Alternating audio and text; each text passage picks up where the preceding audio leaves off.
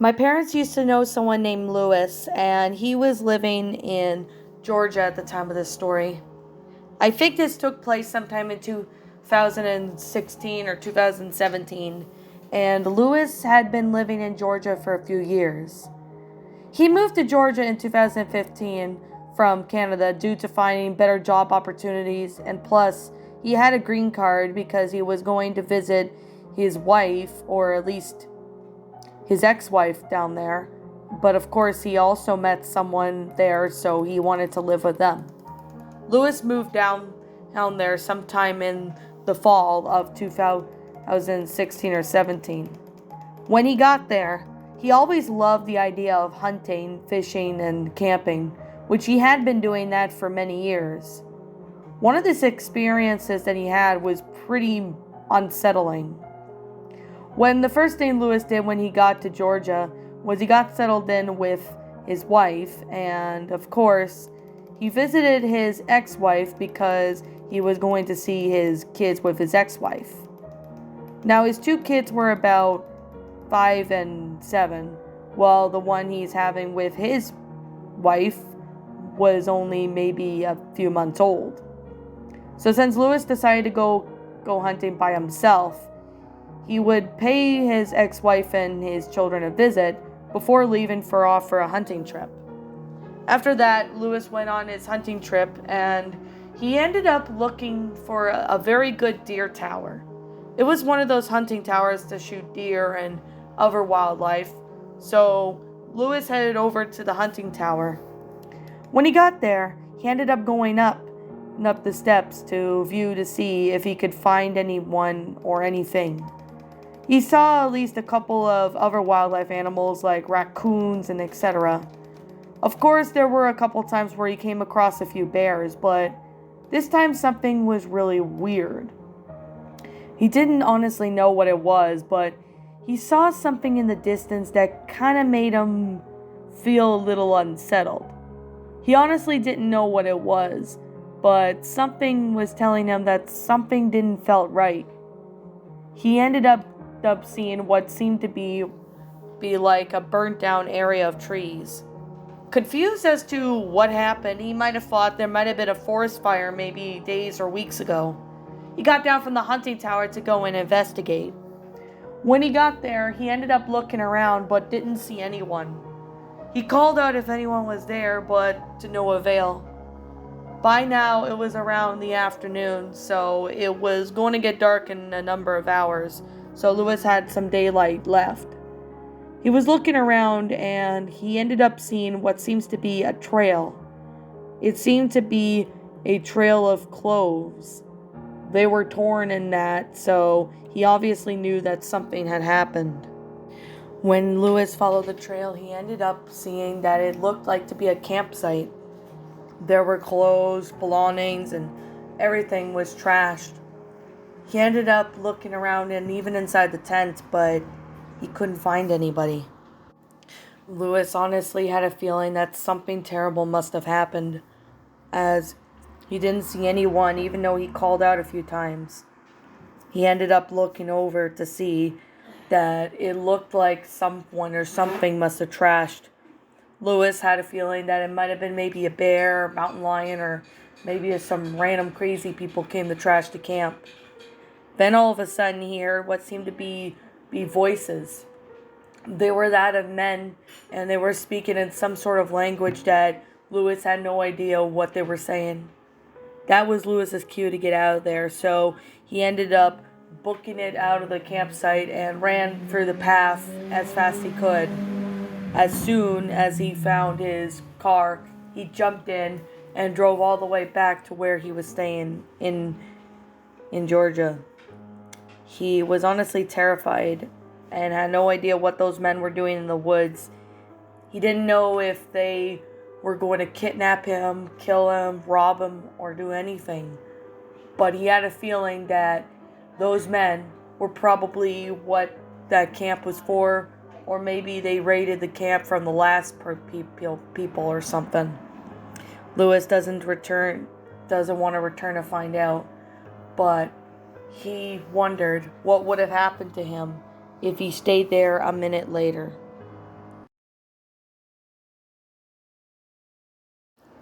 In 2018, one of my friends who happened to be a hunter, his name was George.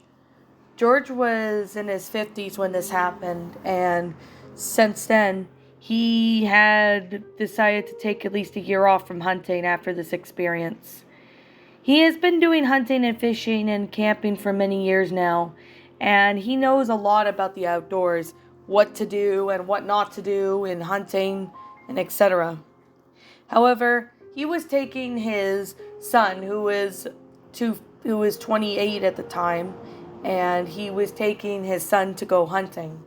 Since his son's girlfriend was going to be away for the week at her parents' place, he decided to take his son to do something as a father and son thing, since they haven't done it in a few years. When George and his son, which we'll call him Ivan, decided to go camping, they decided to go look for a hunting tower the next day.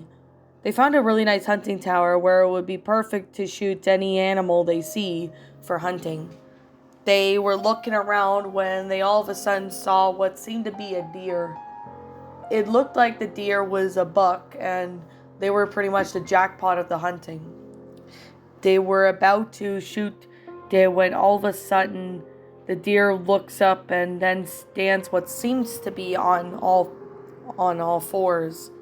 Even though they seemed to be on all fours, they soon moved up to being on 2 feet. This was kind of creepy, as they had never seen any deer do that, and they wondered if someone was playing a trick, as they were in the area where teenagers would do these tricks. Of course, George said, "Hey, who are you?" Whatever it was then turned to look at him, and at this point, he and his son were pretty much panicking on the inside, as they had no idea what this creature was. Whatever it was took off running into the woods while letting out a loud shriek.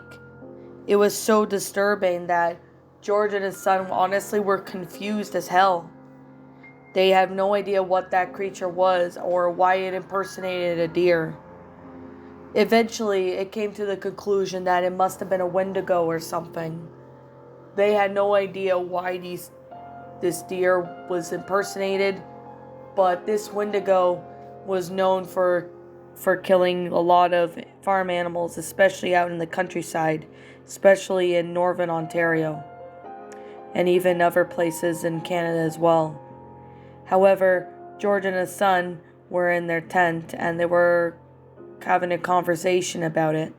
It seems to be that Wendigo was in the fields looking for something to hunt down, and as soon as it saw that George wasn't alone, he took off running into the woods.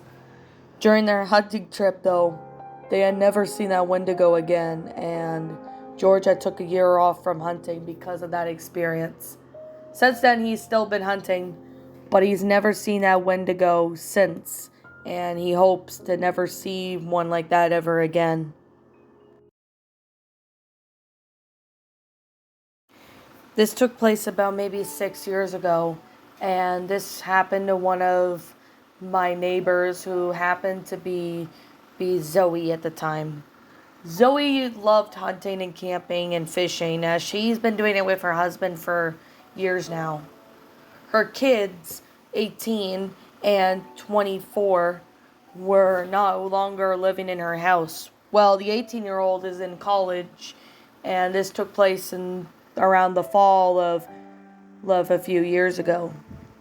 Now, her other child had moved out to live with at least her boyfriend, and they seemed to be doing very well. Since then, Zoe and her husband had been hunting for a little while now, but her husband unfortunately got sick, so Zoe decided to go hunting alone. Of course, this was not the ideal choice on her end, but she decided to why not get some independence. I mean, everyone needs independence every now and then, do they? Well, they sure do every now and then. Zoe went to hunt, and she decided to do a little bit of camping there as well. She set up her camp and then got ready to rest up for the next day. The second day, when she was there, She was walking through the trail when she all of a sudden looked to see that there was something big in the forest. She honestly didn't know what it was, so she was quite confused onto what it was at first. She ended up looking over, and when she leaned in, she could see that there was a car in the middle of the woods in a very small clearing. She wondered how the car got there and wondered how would a car be able to get through here, as there were no roads except for maybe jeeps and, snowmobiles every now and then in the winter, but she's never seen a car before. When she got to the car, she looked to see if she could find the license plate, but there was no license plate, so this car might have been stolen. It looked like it had been stolen for at least a few days now, and this honestly confuses Zoe. Why would there be a car this far out into the forest? She got closer to the car and looked around to make sure that there was no one there. When she called out, "Hello," several times, no one was there, so it was obvious that this car was stolen. She looked inside the car, which thankfully was unlocked, and she looked to see that there were boxes. She honestly had no idea what those boxes were, so she ended up opening one of the boxes by taking one of them out of the car. She looked in one of them, and it happened to be photos. There were photos of women. There were even some photos of women in the forest hunting and etc. Some of them were disturbing, like one of them being brutally murdered and etc. All those photos indicated that someone must have been a killer and luring them in the woods. So since then, Zoe ended up having to have a horrified look on her face. And then she heard a loud, terrifying scream in the distance. She honestly knew that she needed to get out of there, as she had feelings of that she was being watched. She took the evidence, which the box wasn't really a big one, but it was just a small one, like probably medium size, and she took her hunting rifle and she ran back to camp. She packed her stuff, went back to her truck, and drove back to the city. When she drove back to the city, she reported all of it to the authorities, and they investigated the area. But the thing was, when she got updated, was that the car was already gone by the time they went there. And this honestly confused Zoe. Someone or something must have drove the car, or something happened to the car that it was no longer there. But all those photos of women were basically taken from someone. So someone or something must be the one who actually took the photos.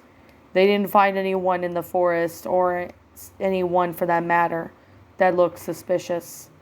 But Zoe has never gone hunting alone again, and she swore never to go hunting alone again unless she was with someone, as this story made her really uncomfortable with hunting alone.